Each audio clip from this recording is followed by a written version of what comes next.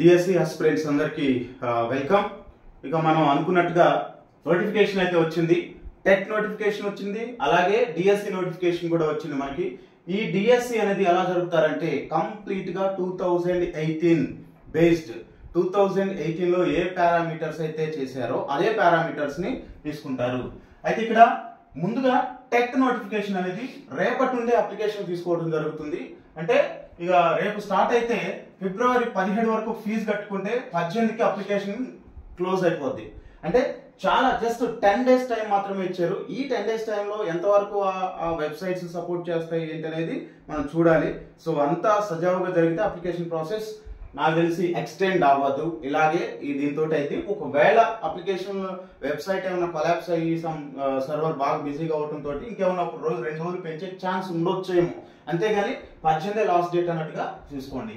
తర్వాత ఫిబ్రవరి 27 నుండి 9 వరకు కంప్యూటర్ బేస్డ్ ఎగ్జామ్ పెడతారు.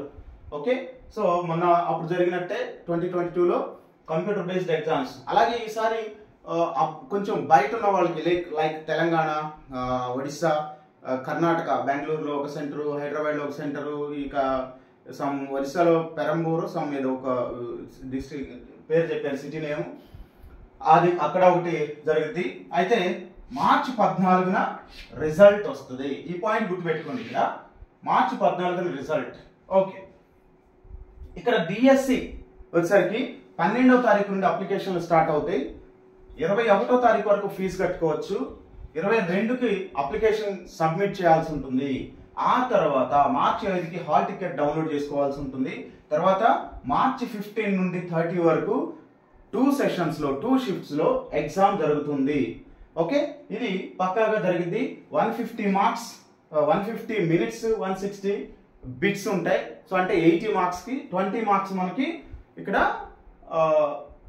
టెట్ లో వెయిటేజ్ తీసుకుంటారు. అయితే ఇక్కడ గమనిస్తే నేను చెప్పినట్టు 14న రిజల్ట్ వదిలి, అంటే అక్కడ ఎవరైతే క్వాలిఫై అవుతారో వాళ్ళు మాత్రమే డిఎస్సి రాసుకోవడానికి అవకాశం ఉంటుంది. సరే, డిఎస్సి క్వాలిఫై అవ్వడంలో పరిస్థితి ఏంటి సార్ అంటే ఇంకా అంతే.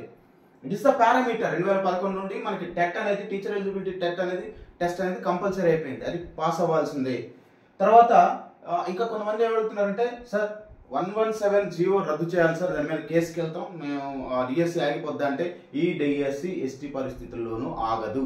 సో బొత్స సత్యనారాయణ గారు కూడా ఓ మాట చెప్పారు, సార్ ఇది సజావుగా సాగుతుందా అంటే ఒకసారి ప్రాసెస్ స్టార్ట్ అయినాక జరుగుతుంది అంటే. కొంతమంది అడిగారు ఏమో సార్ మరి ఎలక్షన్ కదా అంటే, ఏమో ఎవరైనా దుష్ట శక్తులు అడ్డుపడితే అంటారు. అక్కడ సటైరికల్ గా వాళ్ళు కూడా మన రిపోర్టర్స్ మామూలు కాదు కదా.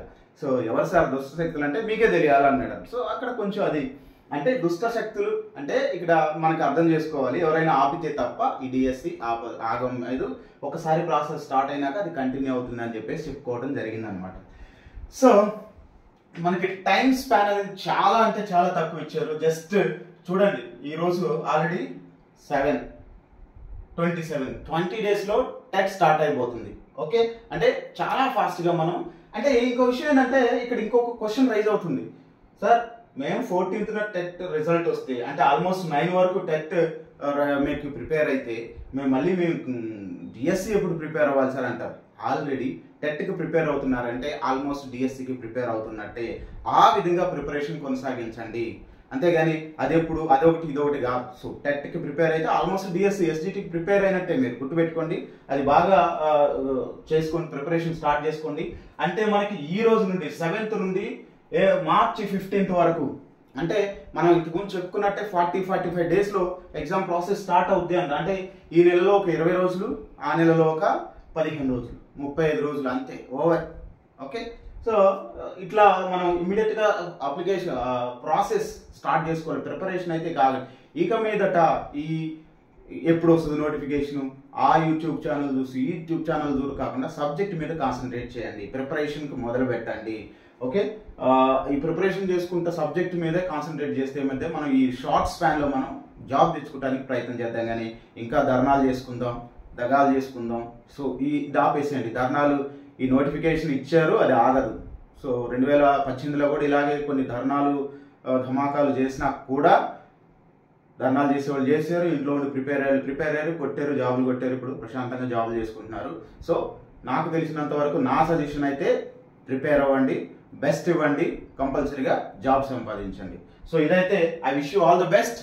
ఇక ఈ రోజు నుండి మనకి ఈ బాధ లేదు, ఎప్పుడు వస్తుంది ఏం వస్తుంది అనేది. కాబట్టి సబ్జెక్ట్ మీద కాన్సన్ట్రేట్ చేస్తాను. నేను కూడా రోజుకో సబ్జెక్ట్ సంబంధించినటువంటి ఒక వీడియో అప్లోడ్ చేస్తూ ఉంటాను. ఇంగ్లీష్ సైకాలజీ కూడా పెడతాను, psychology, English content, English methodology, grammar అన్నీ కూడా నేను పెడుతుంటాను. సో వరుసగా మీరు చూస్తూ ఉండండి, షేర్ చేయండి, లైక్ చేయండి. Okay, thank you. జై హింద్.